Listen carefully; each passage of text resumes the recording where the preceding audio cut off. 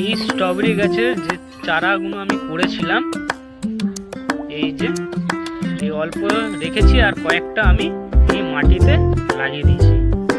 এই মাটিতে আমি গোবর সার, সিঙ্গেল সুপার ফসফেট আর 10-26-26 দিয়ে মাটি খুঁড়ে তারপরে এই স্ট্রবেরি গাছগুলো লাগিয়ে দিয়েছি।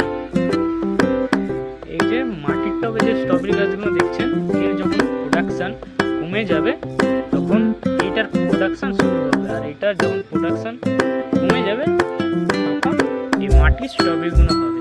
মাটির স্ট্রবেরি আমি দেখেছি এই ভ্যারাইটিগুলো, এটা আগে মাটিতে লাগিয়েছিলাম একটা, তো পডে স্ট্রবেরিগুলো, এই যে পডের স্ট্রবেরিগুলো জুসি খেতে হয় আর টক মিষ্টি স্বাদের হয়। আর মাটিতে স্ট্রবেরি গাছ লাগিয়েছিলাম, তুলনায় শক্ত হয়েছিল আর মিষ্টি খেতে হয়েছিল, টকের একটাও ভাব ছিল না। তো তার জন্য মাটিতে করেছি কয়েকটা, যেহেতু জায়গা ছিল। তো বন্ধুরা, এরকম নতুন নতুন ভিডিও পেতে গেলে আমার ইউটিউব চ্যানেলটা আপনারা সাবস্ক্রাইব করে রাখুন। আজকের জন্য এতটাই।